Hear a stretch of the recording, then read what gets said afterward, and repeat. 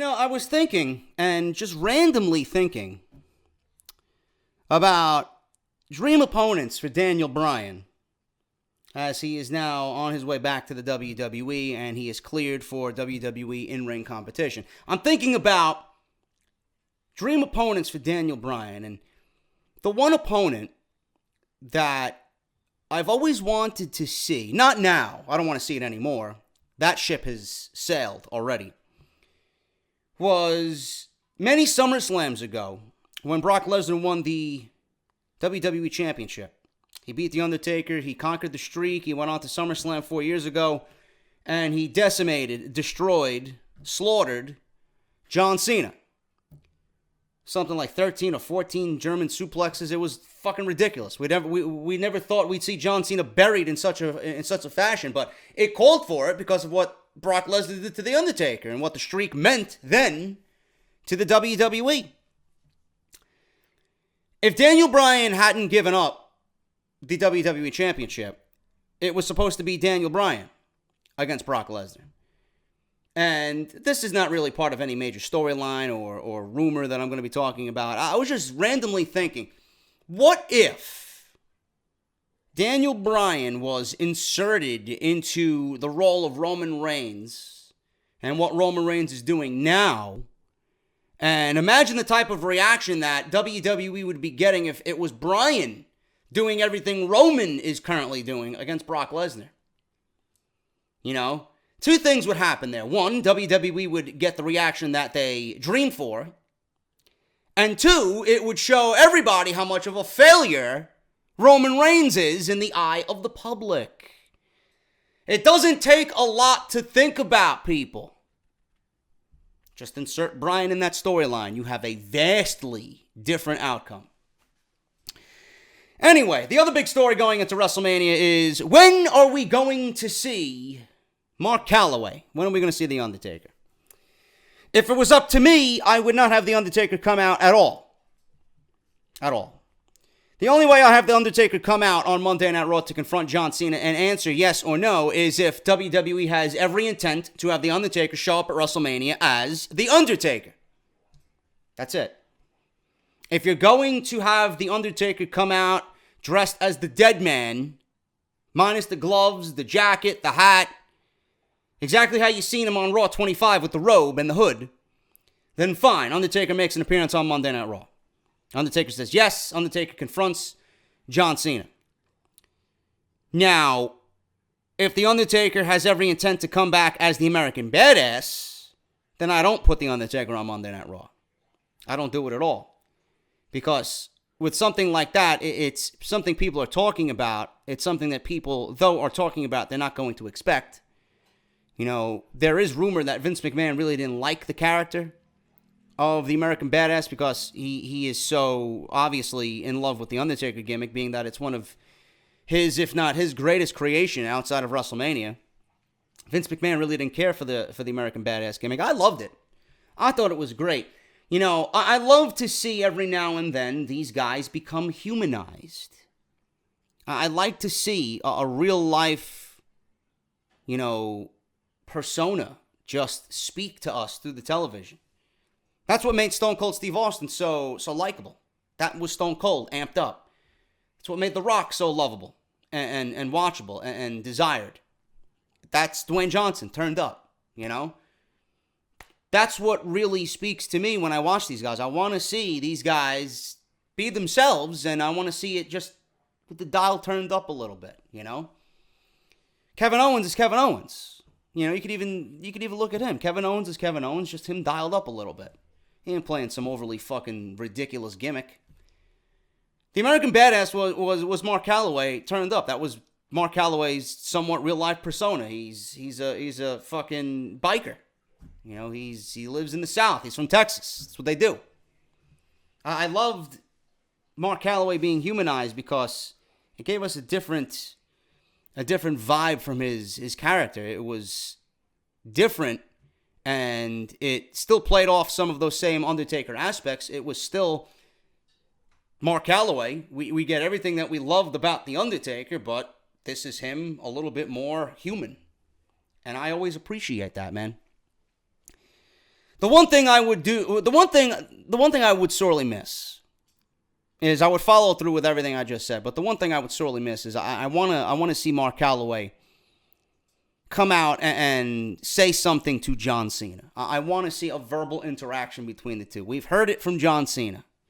You know, The Undertaker is hiding behind his wife's Instagram page. You know, how long does it take to give me a yes or no answer? But I see you posting workout videos on your wife's Instagram page. You know, you're a coward. You know, you pack your bag and you go home when you feel defeated. Me, you know, I'm the opposite. I get knocked down and I get right back up. You know, the same typical John Cena bullshit that we usually hear year in and year out. But I want to see a verbal interaction between these two. And that's the only thing I'm afraid we're not going to get. Because if The Undertaker is coming back as the American Badass, I keep him off of TV until WrestleMania. I have Kid Rock on that stage. I have him play whatever he's got to play. And you hear the motorcycle revving up. That's what you do for that.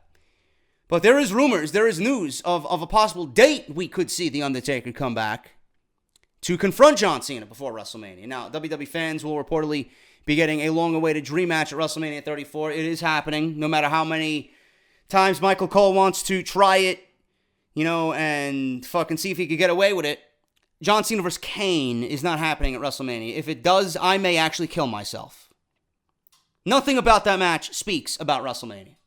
Speaks of WrestleMania. That match isn't even worth fucking GTS, Grimm's Toy Show Wrestling, or whatever the fuck he's got going on there. Garbage. Trash. Now, the match with Cena and The Undertaker is happening. WWE's doing everything to make it unpredictable. Cena failed to punch his ticket to WrestleMania 34. He failed to win the Royal Rumble. He lost out in the Elimination Chamber. And Cena came up short, and Roman Reigns won the Elimination Chamber. In his last effort to get to New Orleans, Cena was entered into a WWE title match at Fastlane. Styles was able to retain the WWE title in that match, that six-pack challenge, and keep his own WrestleMania dream match alive with Shinsuke Nakamura. Cena then said he would be going to WrestleMania as a fan. No, Cena's not going to WrestleMania as a fan. You failed to make me believe on that aspect alone, Mr. Cena. Even went as far as to go into the crowd and drink someone's beer. But then he issued one final challenge to The Undertaker with no response just yet. Many fans expected for Cena to receive one answer this past Monday. Instead, he called out The Undertaker. He didn't get Mark Calloway, but he got Kane, who came out and delivered a chokeslam to John Cena. They have immediately killed my interest in this feud.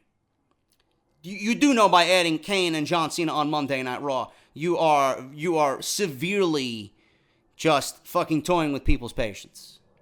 If that is the best you can come up with, I have no answers. I have no answers for you. I don't give a fuck if Glenn Jacobs is a Hall of Famer. The guy does not belong in a ring. He is awful. You put him in the ring with someone who is equally as awful as John Cena, who can't lead in a wrestling match, you have the recipe for a shitstorm. Garbage. You might as well not even watch. Cena will face Kane on Monday Night Raw. By God, I can't wait to see it. Said nobody ever. Fans now hope that the dead man will finally show up on Raw to confront Cena. However, a report from Cage Side Seats, take it with a pinch of salt. We'll have to wait just a little bit longer. The report suggests WWE could hold off on making the match between Cena and The Undertaker official until the Go Home Show episode of Raw prior to WrestleMania 34. Judging by some past storylines with The Undertaker, it's possible that we won't even see The Undertaker on TV at all until WrestleMania itself. If it's the American Badass, yes. If it's the dead man, I would have the dead man show up and confront John Cena because I would like to see them verbally go at it one-on-one. With The Undertaker continuing to suffer injuries as the years go on, this could very well be his last match inside a WWE ring. It should be interesting to see how things play out in the coming weeks. That's my take on that, man. Nothing new here. Nothing new here. A report from Cage Side Seats says that if The Undertaker is going to be on TV, WWE is going to wait until the go-home show of Monday Night Raw.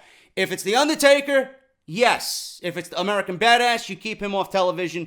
You let Kid Rock ring out those fucking said but true riffs, you know, and whatever song that he covered from Metallica. I don't know. You know, at WrestleMania, and then you have the biker, come down.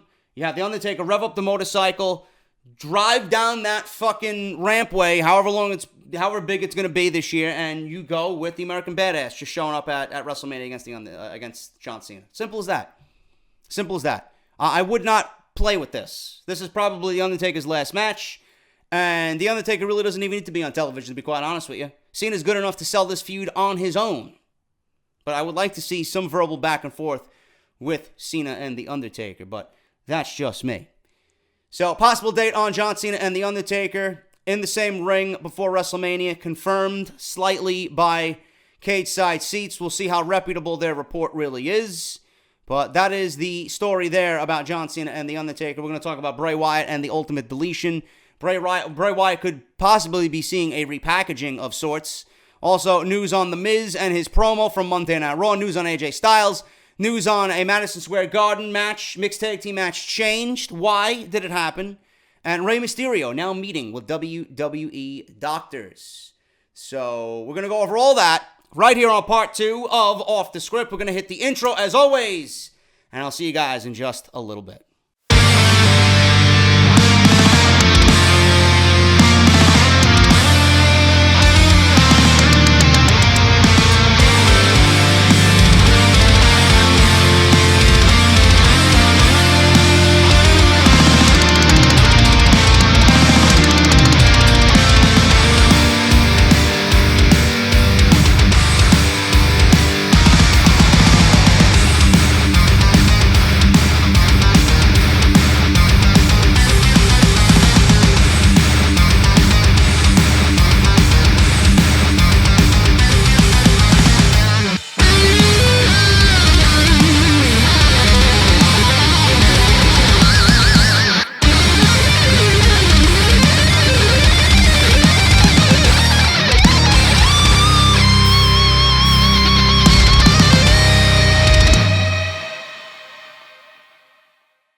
Just a little service announcement, man, before we get on with the rest of part 2 here. There will not be a show for Sunday because, quite frankly, there is not much news left to go. If anything breaks, there'll be a part 3. But right now, I'm going to run through everything else that I have right now because it's just 4 stories and 1 small story. I don't really have much for part 3, so if you guys are looking for something tomorrow, if anything breaks, I will let you guys know.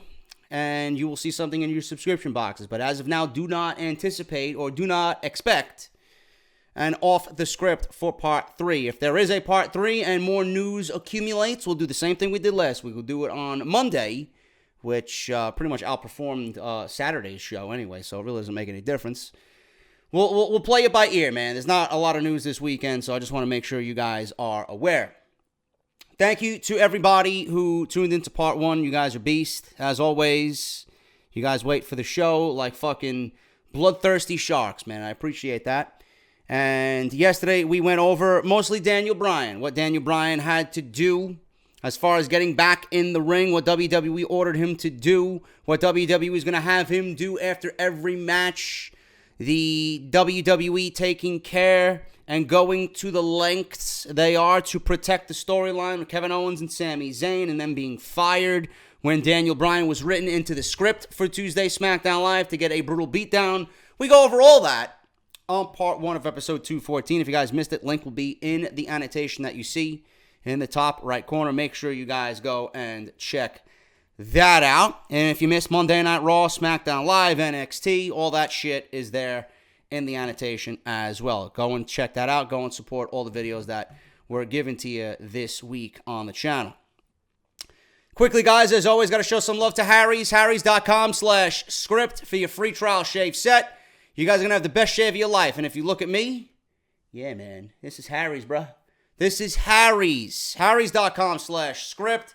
Free trial shave set. All you guys got to do is pay the shipping and handling, and you will have the best shave of your life. Razor handle, razor blade, a protective case, and you're going to get the foaming shave gel, which it soothes and hydrates, bro. And believe me, it feels damn good, man. You're going to have the best shave of your life. If you guys have already signed up, get your family to do it, man. I'm sure your dad's got to shave. You know, the ladies are not excused from this whatsoever either, man. So this is fine for the ladies as well. If you guys want to check it out, if you guys got colleagues at work, if you guys, you know, are looking for a gift for somebody, you know, maybe it's your boss's birthday. You don't know what to get him. You like him, but then you kind of hate him at the same time because he's a prick. You guys can always sign up for harrys.com/script and get him a trial set. Here you go, you fucking asshole. I got you a Harry's shave set. Go shave the fucking beard and look good while you're bossing me around, will you? Yeah, man. See, I got ideas, bro. I got ideas. You know, maybe your girlfriend and her father needs it. You maybe got friends at school who look a little rugged and could use a nice shave. Whatever the case may be, man. You know, maybe the guy that makes your sandwich at the deli is looking a little grizzly, you know? I don't need any fucking hairs dropping into my pastrami sandwich on rye. You know, shave that shit. Good for anybody, man. harrys.com/script for your free trial shave set. I haven't even begun drinking yet, man. Jesus Christ. I'm in some mood. Kind of getting over my allergies, man. You'll notice that I'm stuttering over some of my words. My fucking allergies are kicking my ass, man. I got a fucking pounding headache right now, but I'm trying to do my best to get through it. Audible, free trial for Audible as well for 30 days. That's 1 month free of their service. Another great sponsor of the show. audibletrial.com/offthescript. You guys can get any one of those books. Plus, you got your choice over 190,000 choices to choose from, man. Make the most of it. Again, give the gift of Audible and support Off the Script at the same time. Get your t-shirts, man. Do it for Roman. We're coming close to WrestleMania. You guys wait any longer, you're not going to get it for WrestleMania. And they will really be doing it for Roman. You know, at least in this case, you'll have the fucking beaver on your shirt, you know? You know, Roman's Samoan cock, it tastes so good, man. It's better than that, what? You guys think AJ Styles and who? Nakamura? In the main event? No, man, come on. They do it for Roman, man. You gotta do it for Roman. It's the only way we know. They do it for Roman, man. Get your t-shirt just in time for WrestleMania. Only, exclusively, on barbershopwindow.com/offthescript. Get your shirts. Plus the Jinder shirt, man. You're gonna want to get this one too, because I have a feeling they're gonna make Jinder the new U.S. champion. And then we'll be proclaiming that he is the modern day failure Raha again, all over again. So what better way to, you know, support your disgust for Jinder Mahal than this beautiful take on Jinder here with the Failure Raha t-shirt. Beautiful. And I got to thank my boy Sal Rex, man. Actually, the bench shirt. Get this one too. Because what we do on Twitter is we bench trolls and scumbags. So there you go. I got to shout out Sal Rex again. He keeps coming at me with these designs, and I think we're going to do away with the Bray Wyatt. JoJo's fat ass, man. JoJo, I'm in the lake of reincarnation, man. I don't know if I'm ever going to see your fat ass again, man. But I'll tell you what, man, your ass does not need to be reincarnated, man. Just follow the buzzards wherever you hear them, man. Whatever. Sal Rex comes to me, and he's got this beautiful design with the whole premise of it being behind Daniel Bryan and being the real face of the WWE. I might get that out after WrestleMania, man. So you guys have been clamoring for a white t-shirt. This one looks good in white just as it does in black. So we'll figure that one out. A new off-the-script design. The real face of WWE, man. The real face. All I want in my face, man, is JoJo's fat ass, man. Whatever, man. Follow me on Twitter, at JDFROMNY206. Hit that subscribe button down below and turn on that bell for notifications. You will be pleased at doing so, man. Let's get on with the news. Apparently, WWE is giving Samoa Joe a huge feud upon his return, and it includes one Roman Reigns, which to me is a fucking mental and critical error on WWE's behalf. That's pretty much saying, yes, WWE, how do we feed Roman Reigns after he just feasted on Brock Lesnar at WrestleMania? Oh, that's right, give him Samoa Joe, who he himself deserves to be Universal Champion of the universe of WWE.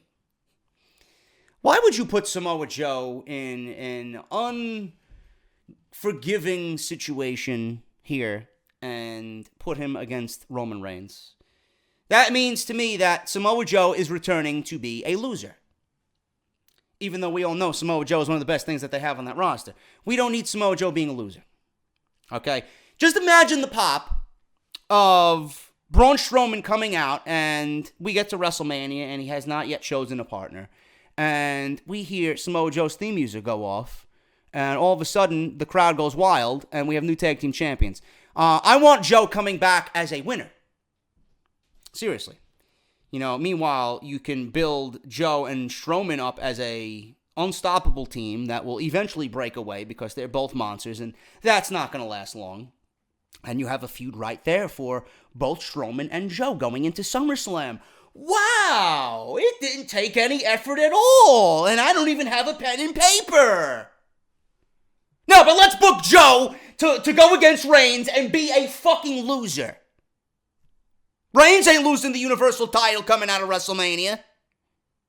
Though I wish he would. Come on, man. You can't give Reigns Joe. And plus, we've seen that already. They fought already, because WWE likes giving away these dream matches on Monday Night Raw like they're fucking giving out candy. Right? The mini Snickers to compensate for Ronda Rousey not being there. Could have at least given me a fucking king-size Snicker. You know? They gave you the little fucking baby ones that the old ladies that at grandma's house give out when the kids come knocking on the door for Halloween. Hello? Trick or treat. And then you got the old lady there. Oh my God, here you go, dear. This is all I have. I have nothing but these mini Snickers. Come on, dude. Jesus Christ. WWE's got to get it together, man. They got to get it together. WWE are giving Samoa Joe a huge feud against Roman Reigns upon return. They got big plans for the former NXT champion. I call these not big plans, but a waste of time. Joe has missed the past several months of in-ring action due to a foot injury. Yeah, because WWE needed to get Samoa Joe on Monday Night Raw against Rhino. Yeah, great. Does anybody remember that match? Are they talking about that at the fucking water cooler at work? No. They're talking about JoJo's fat ass, man. Did you see JoJo wearing that dress on Monday Night Raw, man? She's looking a little thicker than always, man, but she's feasting on the delicacies of the Wyatt family compound, man. Whatever. Looks like Joe is getting ready to make his return to the ring as he is being advertised for WWE's upcoming shows after WrestleMania. He is scheduled to be working matches against Roman Reigns. Luther Reigns. I'd rather see Joe versus Luther Reigns, to be honest with you. Who is set to main event WrestleMania 34 against Brock Lesnar for the Universal Championship of the Universe. Wrestling Observer Radio's Dave Meltzer recently commented on Joe's status in the latest edition of the show. The initial question was if he believes Joe could return to WrestleMania to be Braun Strowman's mystery tag team partner. Strowman won a tag team battle royal that earned him a number one contender spot for the tag team titles held by The Bar on Raw. Strowman won that match all by himself, further burying the tag team division that is pretty much non-existent at this point, but he has no partner. Raw General Manager Kurt Angle said that Strowman needs to pick a partner for the match as he can't compete for the titles alone. Meltzer didn't confirm if that was the plan for Joe or not, but did confirm what WWE's plans are for the Destroyer after WrestleMania. Meltzer said that it's in his impression that Joe is ready to return to the ring and will be working a program with Roman Reigns for the Universal Championship. Quote from Meltzer, "My impression is that Joe is ready. Right now, the plan is for Joe to be working with Roman Reigns. Joe is more than ready. Joe is ready to be champion.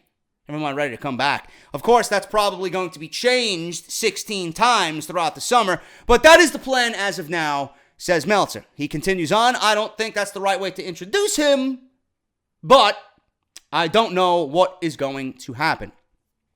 Having Joe return to win the tag team titles would be quite interesting for WWE to bring Joe back, and it would be a WrestleMania moment because he certainly deserves one, being that he was well enough to be on last year's show and they didn't even feature him. Get Joe to team with Strowman.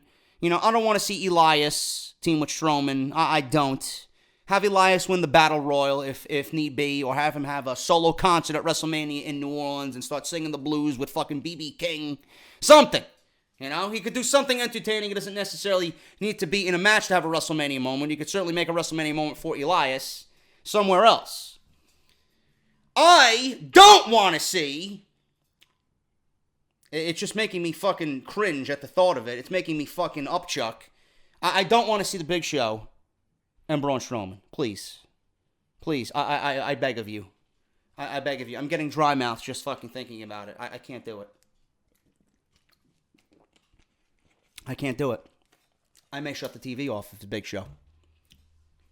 You know? Nobody wants to see that. Nobody wants to see that. I even pitched the idea, I would rather see Cassius Ohno. You know? Oh, no. Yeah, him. I would rather see him. The knockout artist. Get these hands. It makes sense. Ohno could rub off on Strowman. You know? Strowman could rub off on Ohno. It'd be good. It'd be good. But I'd rather see Joe. I think Joe is the man for the job. Joe is the man to team with Strowman. But going into the summer months for Roman Reigns, as you can see, WWE has no opponents lined up for him. Why are we even talking about Joe anyway? The fuck does Meltzer know? Joe, for all we know, could be moved to SmackDown Live, which would probably be the best decision out of everything for Joe to be doing. Joe goes over to SmackDown. He feuds with Nakamura. We get Joe and whomever else is on that show. Joe and Orton, right? I think Joe would be better fit for SmackDown Live and chasing the WWE Championship. That's just me, though. You know? But if we're going to do this thing right now and we're booking things slowly going to WrestleMania, I think Joe would be the ideal partner for Braun Strowman. But you can see how Roman Reigns' title reign is going to be a hideously boring one. He's got nobody. He has no opponents. So, for the sake of saving Roman Reigns' title reign, you're going to need a draft, or you're going to need a shakeup, because he's got nobody else. He fucking beat everybody. WWE has did it for Roman. They've done it for Roman. Right? They keep doing it for Roman. Meanwhile, they're fucking sabotaging their whole roster for this one clown. Great job there, WWE. Great job. Strowman and Joe is what makes sense. Let's make it happen. I would want to see it, and I'm sure you guys want to see it as well. Rey Mysterio, something we want to see, coming back to the WWE. He's meeting with doctors. WWE doctors are meeting with Mysterio, and the reason why this is happening now is because New Japan Pro Wrestling has pulled him from the Long Beach show that's happening later this week. So he is not there anymore. The dream match that they hyped up on Long Beach, Rey Mysterio versus Jushin Thunder Liger, is no more. Liger will now be going against Will Ospreay. Mysterio shocked us all when he appeared at the Royal Rumble and quickly became a trending topic all over social media. That video, it's got to be over fucking 10 million views easy. I think it's close to like 14, 15 million views. Rey Mysterio popped up on New Japan's television show and shocked us all yet again by challenging Jushin Liger to a match at Strong Style Evolve, which you guys have asked me to cover. I might very well do that, being that I believe all of it's going to be shown on Access TV. So I get access. So I might actually do it. In Long Beach, it would be a great match to see, for sure, putting two legends in the ring together for the first time since WWE, not WWE, might as well it's WWE now, but then WCW Starrcade in 1996. But then Mysterio came down with an injury at an indie show, and although reports were it wasn't as bad as some feared, it was still an issue. Rey Mysterio was also talking to WWE at the same time about coming back, and it was rumored that he had a meeting with Triple H. Rey Mysterio still has a few dates to get through, including the New Japan event in Long Beach, before a WWE return could really be considered. But as it turns out, he doesn't have to worry about that anymore because Mysterio was pulled from the show. I also know Rey Mysterio is working as a partner / owner / competitor for some Mexican promotion that's just starting up. I don't know how likely that is to get up off the ground, but I know if they have any sort of television deal that a WWE deal for Rey Mysterio might not even be a thing anymore. So I don't know what's going on with Rey Mysterio competing for another lucha promotion that's just getting started up. I don't know about that, but Dave Meltzer comments on this. Real quick on Rey, Dave Meltzer said on The Observer. Rey is going to be in Birmingham this week to get checked out. So, we talked about Rey doing his negotiations with WWE. The fact that he's going to be visiting WWE doctors to get checked out pretty much says that he's in negotiations, and they are serious. I guess we've already known that since the Royal Rumble anyway. It was inevitable, but it's another sign that he's pretty close to making a deal to return to the WWE. But then they want to check out his arm and everything like that, so he's going in to get checked out. End quote. Now it looks like Mysterio is closer to WWE than ever before, but his cancellation of the New Japan event really makes for curious timing. We'll have to wait and see what happens, but it might not be too surprising to see Rey Mysterio shock the world yet again and return to WWE television soon enough. SmackDown Live would be perfect for Rey Mysterio. I even went as far as to say, with what the Cruiserweights are doing right now, maybe you put Rey on 205 Live. If you want to make them a touring brand, you need a face to build that show around. You need a face to sell tickets. Rey Mysterio could certainly do that. Rey versus Cedric, Rey versus Mustafa Ali, Rey versus Gulak, Rey versus Kalisto, Rey versus Tony Nese, Rey versus Leo Rush. If you want to put him on there, you got some interest right there. But I do think Rey Mysterio is going to be back with the WWE. It's one of those things that's right now inevitable. It's all timing. It's a matter of when and not if.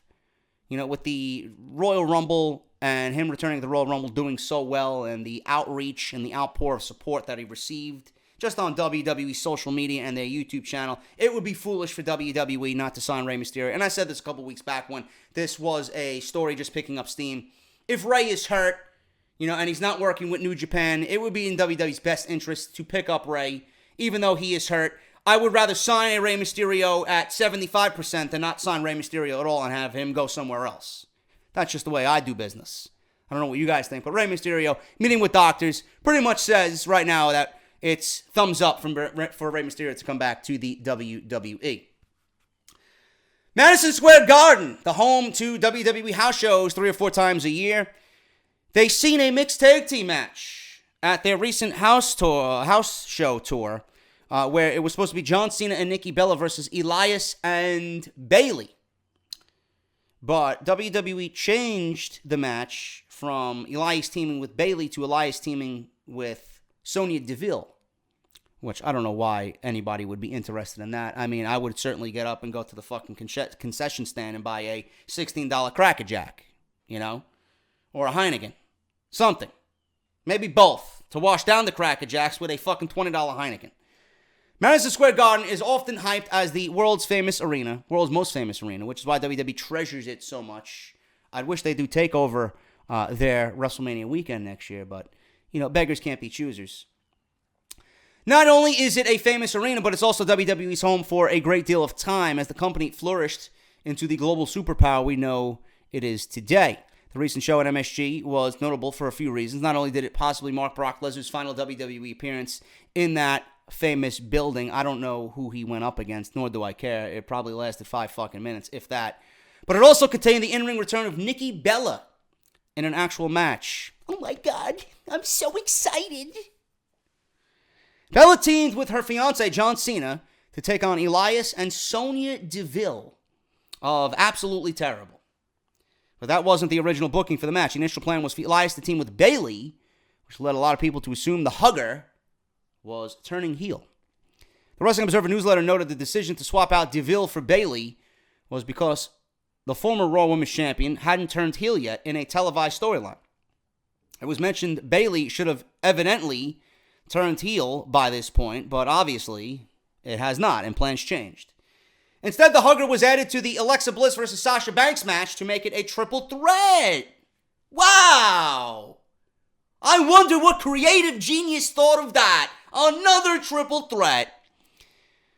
But it would have still been interesting to see Bayley and Elias team up once again to reprise their partnership from the Mixed Match Challenge against John Cena and Nikki Bella at Madison Square Garden. Now, I don't know what the reason was here. I don't think it was because they have any intent on turning Bayley heel. Though, I am more curious now than I was then for a Bayley heel turn. I'm liking the intensity of Bayley, and this is what I've been asking for. You know, not literally, but I wish Bayley would grow some balls and stand up for herself instead of being, you know, the girl next door. Oh my God, who's looking out from the window? And oh my God, we got new neighbors moving in. I have to run downstairs and I have to go hug them. And I have to go bake them cookies. And I have to go welcome them to the neighborhood. You know, no. We don't need that. That's not what I want to see from Bayley. That's just making me fucking say, okay, shut the fuck up. Put you on a t-shirt, get off my TV, and let me reach for the remote control and change the fucking channel. You know, we don't want to see that.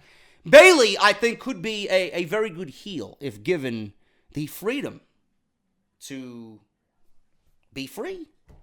You know? Give me a heel Bayley in the vision of what Bayley would do as a heel.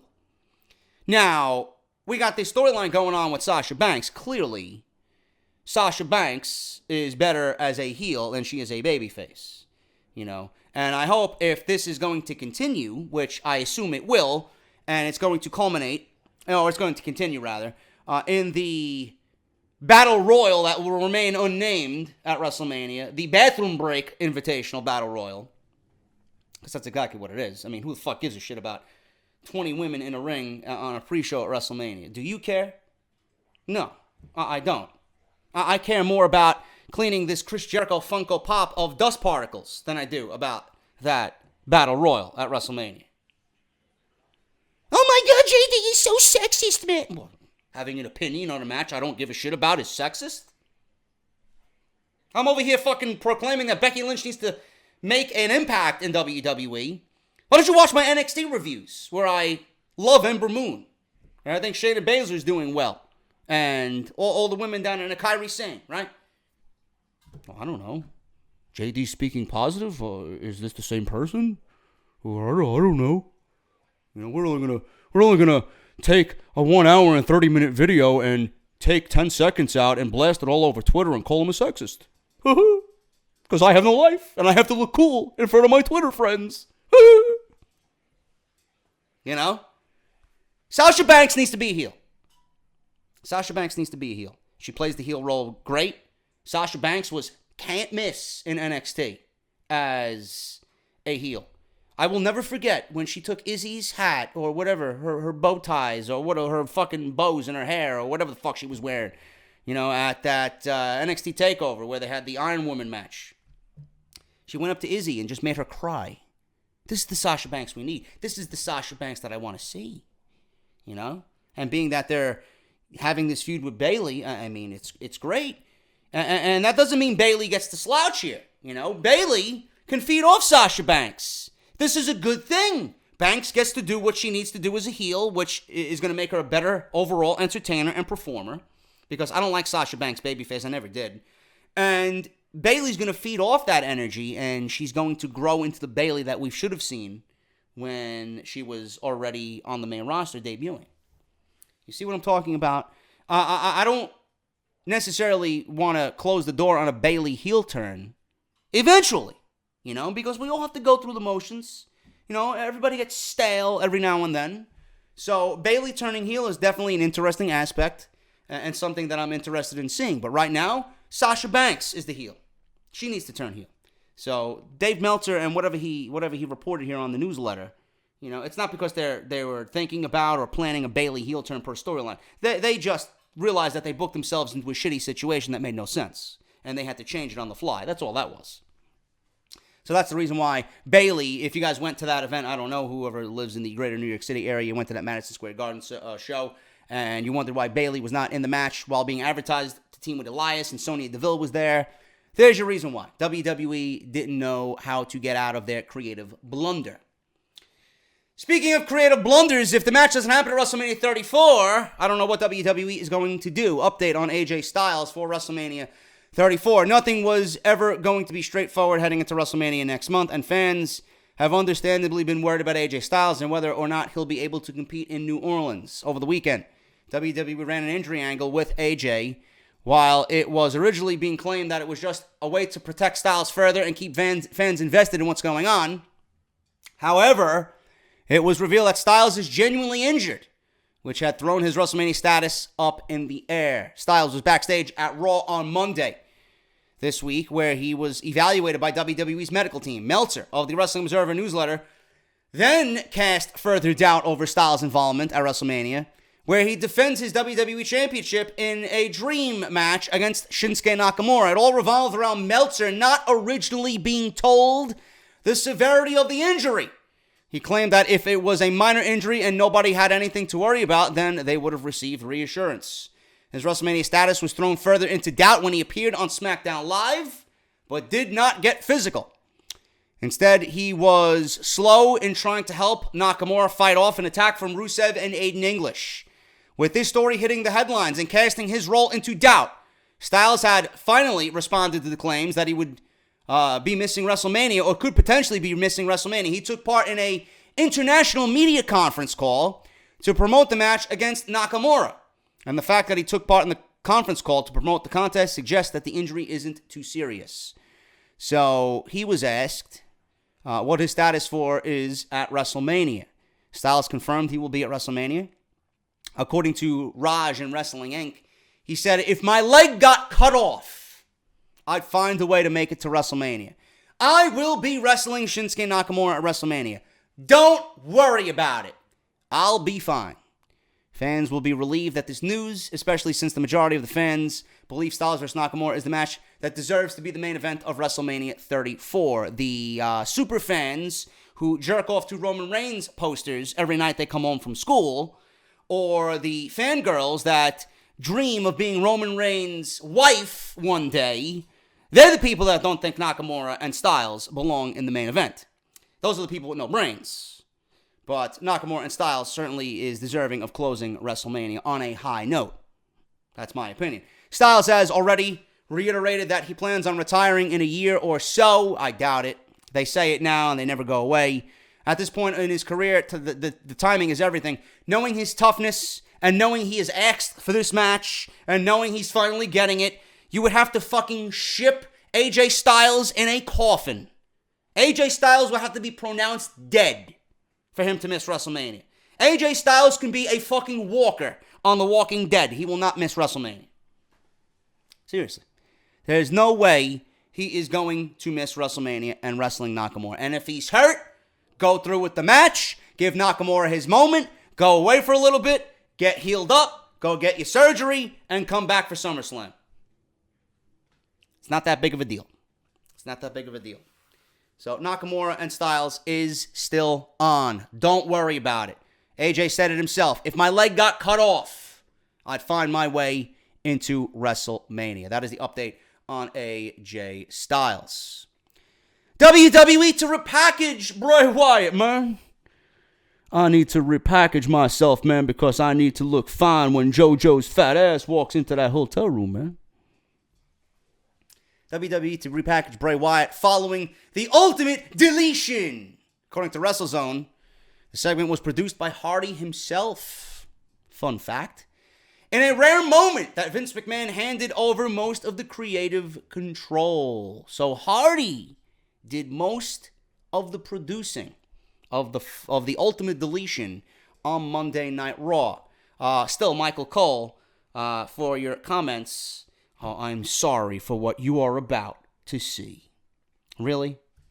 I'm sorry to everybody that has to hear your shit commentary on a weekly basis. It's not like Matt hasn't done the producing before. He still wrestled for TNA back in 2016, and he had the final deletion match with Jeff Hardy. That quickly became a fan favorite amongst pro wrestling fans, and since their return to WWE, viewers have been desperate to see it again. And on Monday, that's exactly what they got.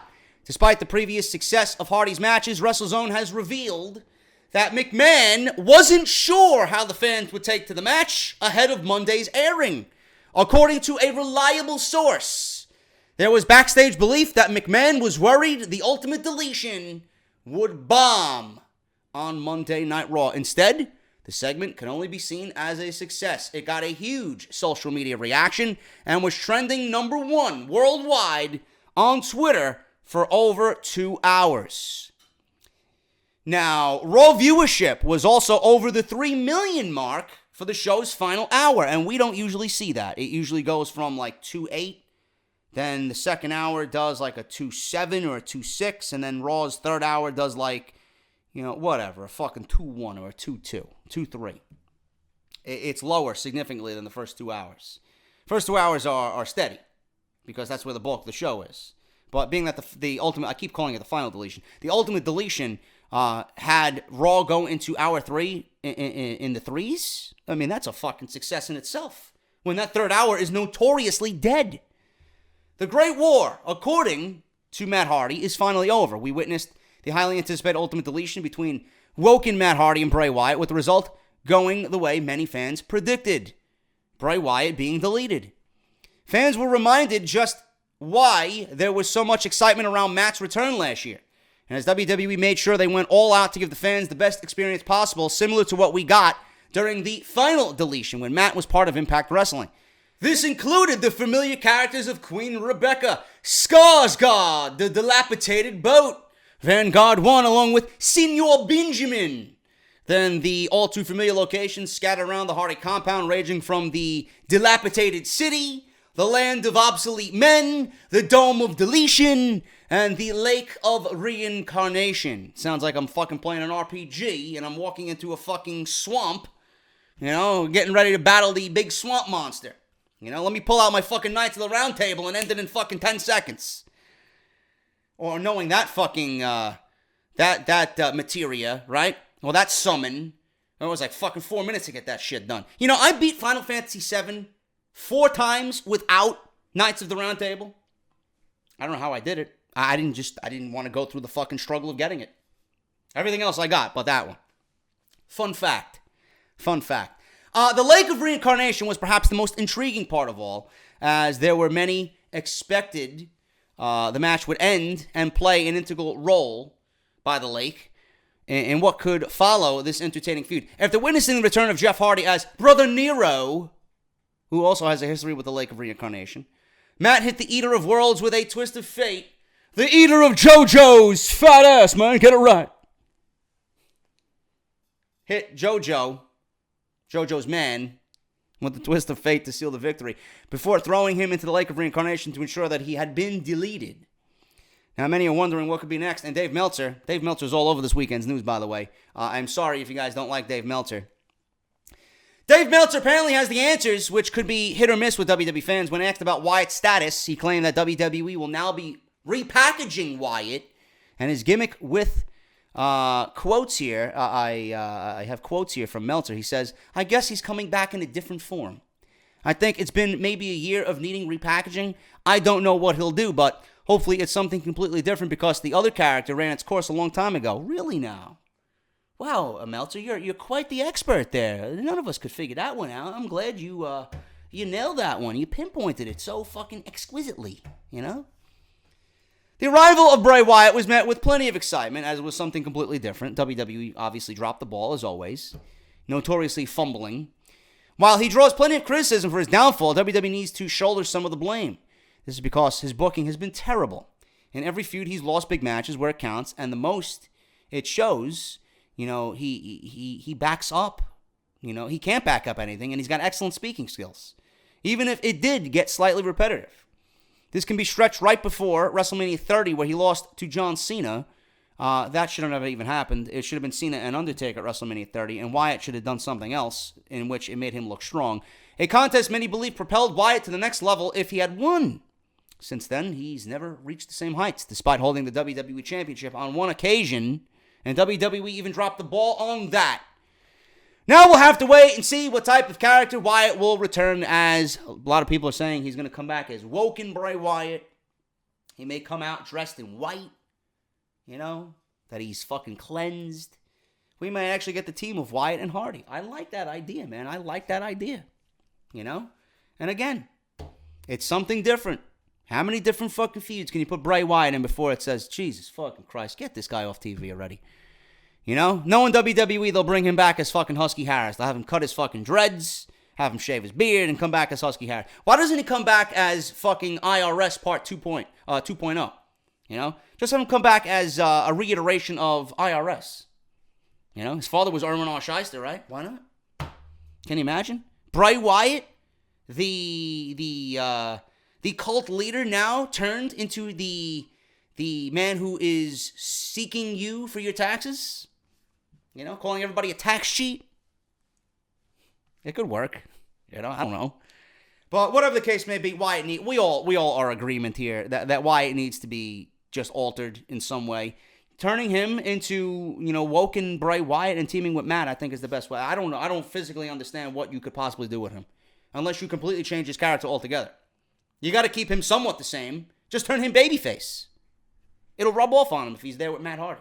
You know, we'll see what happens. Finally, guys, we're going to end this part 2 with this little story here on The Miz. Your resident Intercontinental Champion is doing nothing with the title. The Miz, Seth Rollins, and Finn Balor are ensuring that their triple threat match at WrestleMania 34 for the IC title isn't going to get lost in the shuffle. The event this year is going to be jam-packed as usual, with many fans thanking WWE fans for WWE for putting together a great card and for having the IC title legitimately being defended on the show. But it isn't going to be defended in a multi-man ladder match like we're usually seeing. Instead, we're getting 3 talented guys who are going to have an opportunity to steal the show. At the moment, The Miz is certainly doing incredible work on the microphone as a heel to build this match up. This is usually nothing new, but this week on Monday Night Raw, he took the feud up a notch by referencing their independent pasts to tell them that they stand no chance of defeating him. While it's common knowledge, WWE doesn't usually reference past indie stars or the former characters of indie stars or any of their pasts, which makes me wonder why they're not doing this with Nakamura and AJ Styles, unless they're talking about competing in Japan. However, it seems like Vince McMahon might have let it slide this week, as fans on Twitter couldn't believe the direction The Miz was heading in. During his promo before the match, Miz claimed that he would send Tyler Black and Prince Devitt back down to the bingo halls where they can too-sweet the indie fans.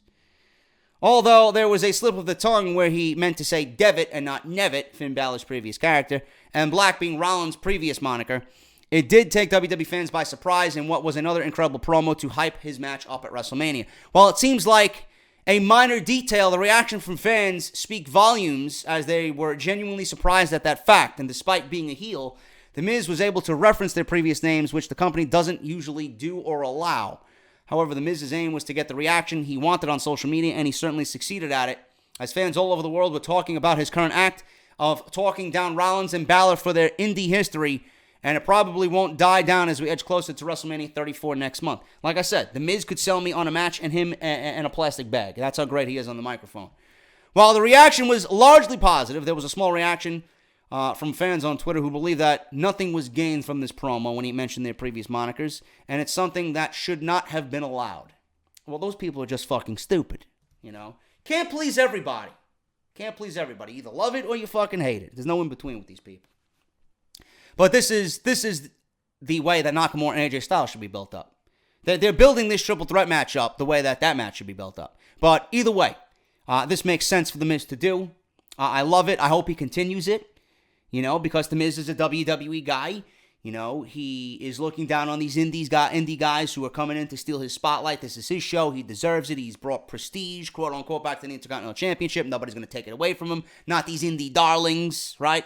So it makes sense for The Miz to be downplaying these guys, that they're not born and bred WWE. Meanwhile, he is, and he's made it to the grand stage. And, you know, he was, you know, kicked out of locker rooms, and he was shunned by the talent. And look at him now.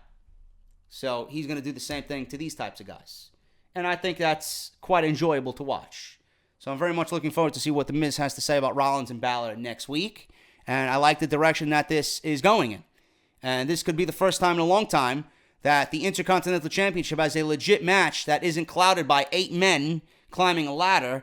And we get a legit contest for the second biggest title in the WWE. And I can't wait to see what these guys do because, like I said, many times before, they put on the best main event of Monday Night Raw last year, back in May. If you give these guys extra time at WrestleMania, under that stage in front of those people, I think we got a potential show stealer waiting to happen at WrestleMania 34, man. That's it. That's all I got. I got zero news for the rest of the weekend. Thank you guys so much for everything. If you enjoyed the video, hit that thumbs up. I will be back with something if there's news tomorrow. But Don't anticipate anything going up tomorrow. More than likely Monday, okay? So make sure you guys are aware of that. Enjoy your weekends. Thank you guys so much. Hit that thumbs up. Follow me on Twitter at JDFROMNY206. Get your t-shirts. They do it for Roman. Available now on Barbershop Window. Support Audible. audibletrial.com/offthescript. harrys.com/script. And go get your Barbershop Window t-shirts. Eat, Sleep, Bench, Repeat. Jinder, Failure Raha. Get Benched Goon. And the plethora of JD merchandise on Barbershop Window. Thank you guys so very much, man. If you guys want to support the Patreon page as well, patreon.com/JD-from-NY206. I'll see you guys on Monday. Thank you guys so much. Leave a comment down below, and I'll see you guys for part 3 of Off the Script.